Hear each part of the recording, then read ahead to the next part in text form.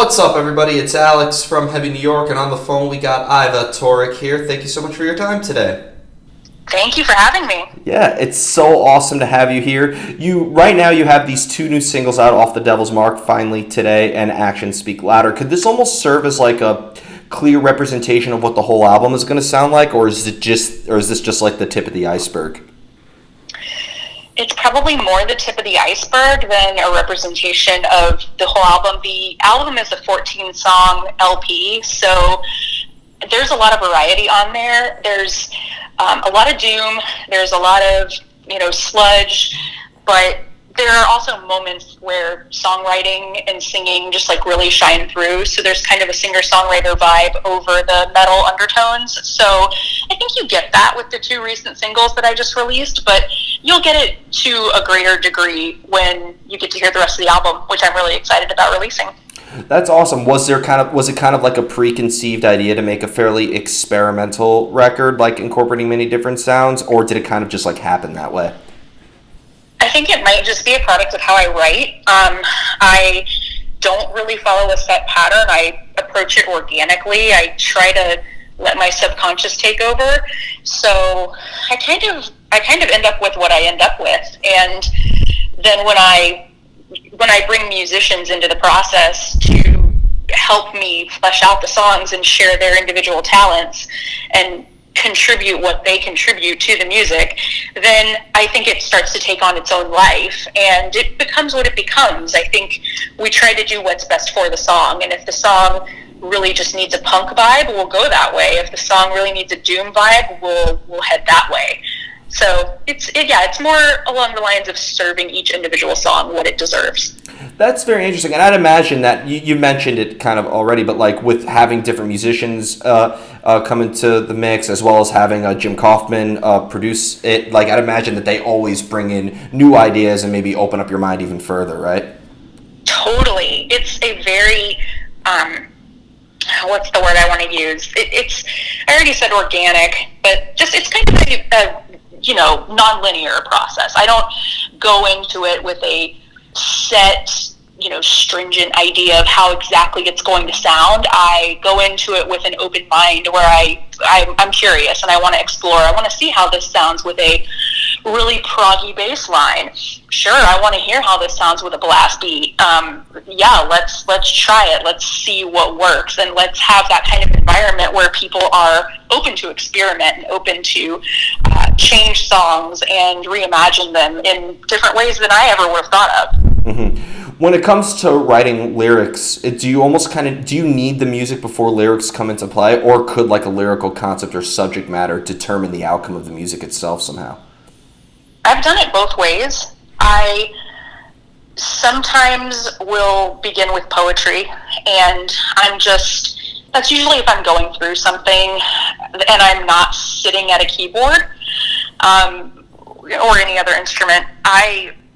I will write lyrics, and let's see, Actions Speak Louder was the lyrics were written first. Wow. And then I sat down and I put that to music. But Dark Side of Me, that happened at the same time. I sat down at the piano while I was having some just really awful body image issues and was feeling really depressed. And I wrote that lyrics and music at the same time. And then of course sometimes melodies just come to me, and I will, I'll record something on my phone, something that has really caught my attention, something that I've thought of, and then I'll go back to it later and I'll go, I've been wanting to write a song about suicide, or about something that's going on in my life or going on in the life of one of my friends, and I'll find that melody and I'll go, that's it, let's work with that. Yeah, I mean, I got to imagine though, has there ever been a time where you'll have like the best lyrics ever, but then they're always like one syllable over or under the actual arrangements? That's got to be the worst, right? Yeah, that's happened occasionally. Actually, what bothers me more as a singer is when the vowel or the particular word that I really want to use just doesn't sit right with my voice, or doesn't sit right with where the melody is in my particular range. That's frustrating, and then I have to modify the lyric to, or modify the melody to sort of better suit the song. So yeah, it's definitely, my lyrics are definitely written with me singing them in mind. Yeah, it's almost like a game of Wheel of Fortune. I'd like to buy a vowel. Totally. Yeah. Do you tend to like to leave lyrics open to interpretation, or do you try to maybe convey, like maybe try to get a listener to maybe either see things from your point of view, or maybe engage them in the story or the concept? Like, do you feel like maybe the story is as much part of the art as the music as well? I've given this a little bit of thought, and I think that it can go both ways. One thing that I really love is when a fan reaches out to me and says, I really connected with those lyrics. It felt like you had read my journals. It felt like you were right there in my head, and you were saying these things in the song that I've always wanted to say. And that's clearly that person hearing these lyrics and really feeling a personal connection to them. That's more important to me than them really understanding my personal story. I don't need to, share the exact details of my past with everybody through my music. I want to connect with people, and I want people to experience some kind of, therapeutic, enjoyable process, something healing with my music when they identify with what I'm going through my lyrics. So that's more of how I look at it. Yeah, I've noticed, like, it does have kind of like a really, like, it's almost like the best way I was able to sort of like describe this music. It's almost like comforting darkness in a way. You know what I mean? It's like not about conquering demons or facing. It's almost kind of like making peace with both internal and external turmoil. That's my interpretation of it, though. So I don't know if I'm completely wrong. I think that's beautiful, and it really speaks to what depression is like for me. It's chronic for me, and I've been dealing with it my entire life. And when times are good, they're great. And when times are bad, I have depression, and I have to face that darkness, and I have to work with, the people who help care for my condition to get better. And, I go through a lot of my kind of emotional turmoil through my music. So that comforting darkness is definitely something that resonates with me. I'm really glad you said that. Oh, I'm glad you really resonated with it. But when it comes to, you kind of mentioned this a little bit in the beginning of this interview, but like when it comes to like, capturing a moment, because it almost feels like that's what you try to do. You try to capture like an emotional moment in the songs. But, sometimes you're working on a song for, hours, days, weeks, if you're Tool for 13 years. So like, do you find it maybe like the longer you're working on something, maybe the harder it is to kind of maintain that moment in a way, or does that not even really come into play at all? If the moment is colorful enough and if it's impactful enough, I don't have a problem with that. Or if I'm using my writing to work through trauma, that's always there, and that's always a part of me. One of the songs that's going to be on my album was influenced by a good friend whose child committed suicide. And it was a terrible experience for them, and just absolutely heartbreaking. And I actually wrote that song with a couple other songwriters who didn't know this person, didn't know the situation, but I told them the story, and we were all able to tap into that collective human experience of grief and write this song. None of us had experienced the loss of a child, but we try through our art to find those emotions and put them out there for people to identify with. So, yes, I've certainly not worked for 13 years on a song, but some songs take a lot longer than others, and some songs just need to mature. And a lot of songs that I wrote really early in my songwriting experience, I can take another look at and I can go, okay, I can make this clearer now. The emotion that I was going for was kind of nebulous at first, and I was maybe still going through it. But now in hindsight, I see, it's really clear, and I actually have the words now to say exactly what I was going through. So sometimes a little bit of time is a good thing. Of course, and I'd imagine like if you were to recreate the song live and bring this to a live experience, I'd almost feel like it's kind of in a way kind of going down a time machine in a way, right? You're almost kind of returning to that moment when you first wrote it. Yeah, absolutely, and being able to tap into that emotion and bring that experience back to life again is going to make that live performance so much more special and energetic and emotional and interesting. If you're just up on stage phoning it in because you really don't want to go there, no one wants to see that, Yeah. In addition, one thing I've loved, because, when it comes to an album, I'm always a fan of not even just the music itself, but the presentation of it, and from getting, like, the promo and the press releases for the music, like, I really admired, like, the photo shoot and the imagery that was incorporated with it. Did this vision come, like, hand in hand with the music as well? Or did this vision maybe come in after you already had, like, the album written? So the vision came after I had written the album. Well, maybe I could do this in the future. It would be an interesting experiment, but I don't usually have a visual in mind when I'm writing music. It's more about trying to put in words how I'm feeling or how a certain situation played out. But the thing with the two recent singles is I really wanted to do something interesting that was lyric based, and one of the things I really love doing, it's just a hobby of mine, is writing letters.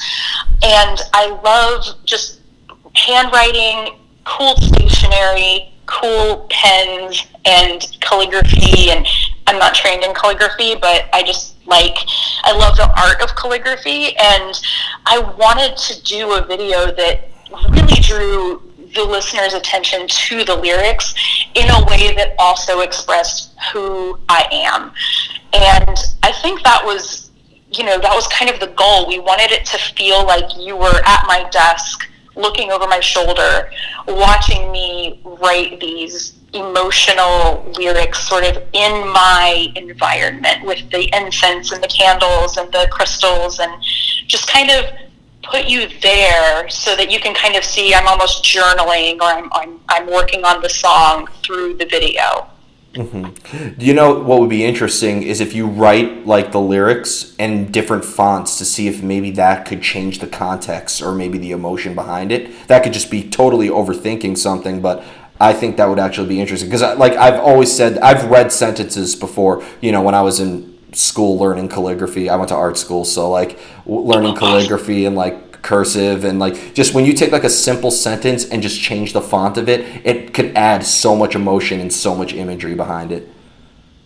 That is so cool, and you're right. I've never done that before, but what I have done is change the sound on my keyboard, and I end up with a completely different melody because I was writing it with a piano sound, but then I decided let's just try it out on cello, or let's try it out with just an electric piano, something a little softer, and that just totally changes the whole mood, and I tend to go a different direction if I change the sound. So I think it's similar. It's just kind of are you visual or are you audio, with how you're changing things up, and what element are you going to change to kind of take apart your art a little bit and sort of focus on what it's made of. That's really cool. Yeah. Is there maybe a similar mind frame to writing letters as writing lyrics, or is it almost kind of like a separate art altogether? Because I'd imagine when you're writing lyrics, you have to know what part of the arrangement it's going to go over, or how you're going to sing it.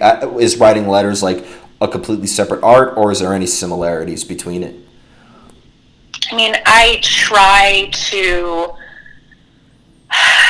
not be too dramatic when I'm writing a letter to a friend or a family member, but every now and then if I'm talking about something really important, it does kind of lapse into almost journaling, and I do end up writing some things that I go, oh wow, that's very lyrical, that's very melodic in how I explained that, or maybe I come up with a really cool analogy or just a really cool symbolism of how to explain something.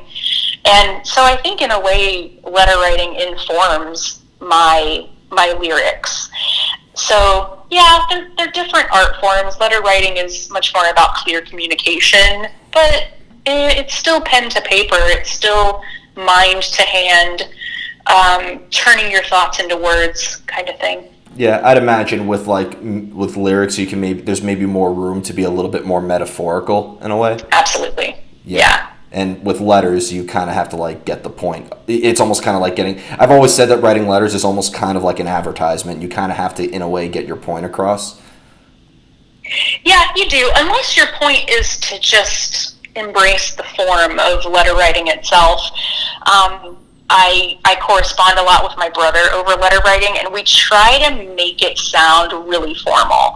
Like we'll write the date out longhand at the top, and then we'll begin it with like my dearest brother, comma, or he'll start my loving sister, and we'll of course sincerely, most sincerely, truly yours, your loving sister.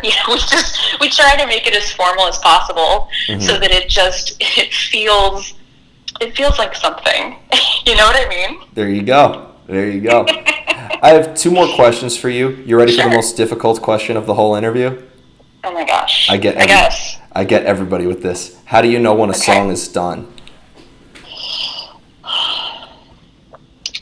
Well, I mean, at first I was going to say when it's recorded, but once a song is recorded, then you get to play it live.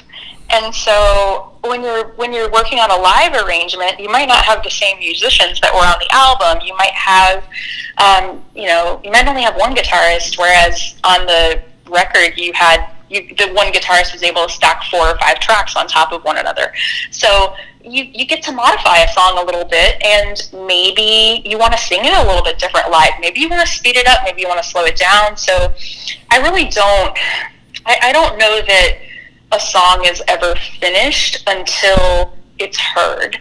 And once the listener hears the version of the song, whether it's live or recorded, I think that particular act of communication would symbolize the song being done for that person, for the listener. But then again, the listener, if they hear it, studio version and then live version, then they get to hear it, they get to realize, oh, it's not finished. It's kind of still growing and changing.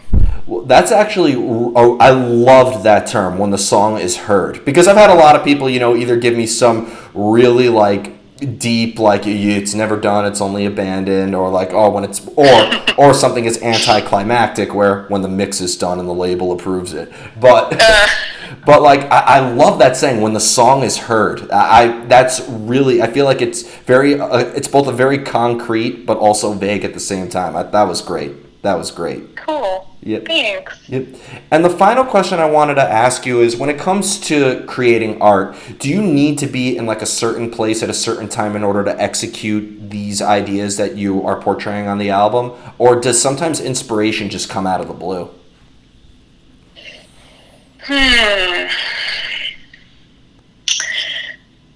Yes, sometimes inspiration comes out of the blue. So I guess the answer to your question is no. I don't have to be at a certain place in time, but sometimes being at a certain place in time is really, really helpful. I like to go to these songwriting intensives where a group of 10, 15 songwriters will get together at a retreat center and break off into groups and write. And sometimes there'll be industry professionals there and experts giving us guidance. The most recent one I went to, Ben Folds, was there. Oh, I love Ben Folds. Yeah, he's just such a cool guy. He actually gave me the prompt to write the song Victim, which is, it's not a single, it will be on the album. But anyway, when you're in that kind of environment where you have food being prepared for you and you have a schedule that somebody else has set, and you have 3 hours sitting in a room with 2 other people, and you're supposed to write a song that you're going to perform that night, you're going to write something, and the creative juices are going to be flowing. And even if you're feeling horrible that day, even if you're depressed, even if you're homesick and you don't want to be there, you're still going to write. And a lot of really cool, you learn a lot of really cool things about yourself and about how deep inside yourself you can reach and find art even when you don't feel like making it. And of course, being in a retreat setting, sort of being in nature, that's all of the elements that are kind of coming together and making it possible for you to be creative.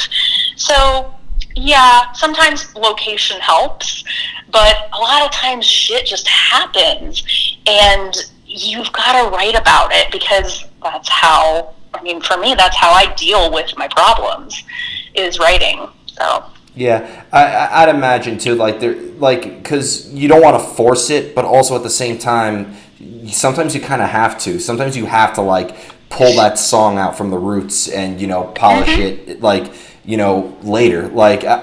Have you ever had that moment where you have that creative energy where you really want to get something out, but you just can't get anything on the page, so you end up just writing gibberish until something falls into place? I'd imagine that's happened numerous times.